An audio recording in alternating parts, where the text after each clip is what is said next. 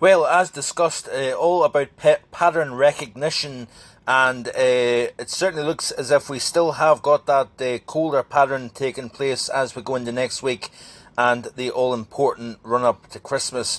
Thanks for clicking on to the Wednesday edition of Vogan's European Outlook. Having a look at the GFS, this is the overview, and low pressure, of course, surprise, surprise, over the UK, bringing wind and rain, but it's not all doom and gloom. We are seeing some sunshine, and we are seeing milder temperatures as well. And in fact, the temperatures are going to rise even further over the next couple of days with a nice southwesterly airflow.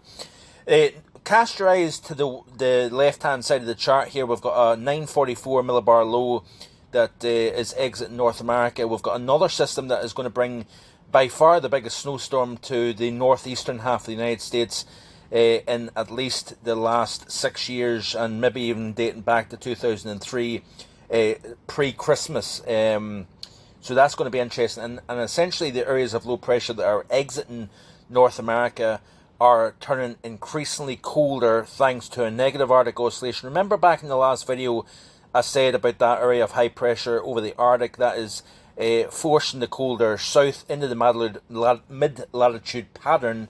And of course we've got a neutral North Atlantic oscillation. We've got a very active jet stream. Of course, when you force colder south, it bumps into the warmer air, and of course you tighten up that jet. And also, as well as having an increased jet strength, we also have more amplification to the pattern as well, and that is what we're going to see specifically next week in particular. In the run-up to Christmas, it still looks very interesting indeed, and not going purely by models. Models are a guide, they're not a method of forecast. It's all about recognizing what takes place when you've got certain players on the field, and of course the models, if you will, are a tool to see if your thinking is correct. And so far so good. It has been stormy. It has been a little bit milder during the middle part of the month than maybe I initially thought, but certainly the colder aspect looks as if it's going to come to fruition as we go into the Christmas New Year period. So as we skip through the sequence here, we'll see one area of low pressure exit. That area of low pressure that was over North America is now then pushing in, bringing more wind, rain, and southwesterly winds, temperatures widely into the teens across the UK come Friday afternoon, as you can see here. That area of low pressure nowhere near the UK, in fact, but what we've got is its associated fronts and a squeeze in the isobars helping generate strong winds. Nothing new, of course. We've seen that not just in December, but really in the last few months we've seen this type of weather pattern. But the key is going to be that we're going to pick up a feed of colder air. Notice here, if you cast your eyes around the area of low pressure, follow the isobars, they go all the way up into the Arctic region, picking up colder air. So these areas of low pressure are going to pull colder air down, and but also, as well as that, we start to see a more blocked up pattern taking place, because the area of high pressure over Europe is strengthening. What that's doing is it's forcing these areas of low pressure, instead of going due east, they're getting forced north, and then we start to amplify, we start to see this blocked up weather pattern taking place. And it's as we go through next week, that's when things get rather interesting indeed. Notice here a more southerly track to this next area of low pressure. Rather than being exiting off Baffin Island and Newfoundland, it's actually more out towards the central North Atlantic here, and it's because of the all the weather starting to pile up. It's got nowhere to go, so it gets forced north or south, and that is the hallmarks of a colder weather pattern.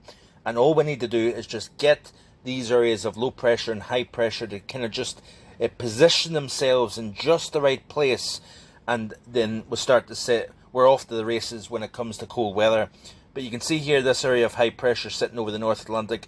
It's now extending north into Greenland. Low pressure that's kind of to the east of the UK. So what do you have? You've got cold northerly air coming down, and this is Tuesday the 22nd of the month, by the way. So This is just a few days before Christmas, so it's interesting. Of course, the finer details, of course, will change, but the overall trend, the emphasis being on colder weather as we go through next week. So you can see here as we go into the day on Thursday, a week today, and of course Christmas Eve, you've got low pressure just to the east of the UK, high pressure to the southwest, and our winds are coming out of the north. That high pressure extending from the Azores up towards Iceland here, and of course you've got an area of low pressure over Scandinavia. So certainly that is definitely a cold signal, and we could see some snow. But as well as that, we're going to see high pressure then build into the UK and allowing things to settle down. We could see some very significant cold nights if this pattern evolves, especially if you get some snow cover before the high moves in, of course. But it's very interesting to see that here, folks, and I really am quite enthusiastic, at least, of a much, much colder pattern. Let's have a quick look at the 850 millibar temperatures here, because you can see here the evolution of the pattern here. Milder at the moment across the UK. We see some modest cold air coming in on the backside of the low. Then we get another surge of milder air. In fact, we get even milder air coming up as we go into Friday. We could see locally 15 degrees in Murray and Aberdeenshire.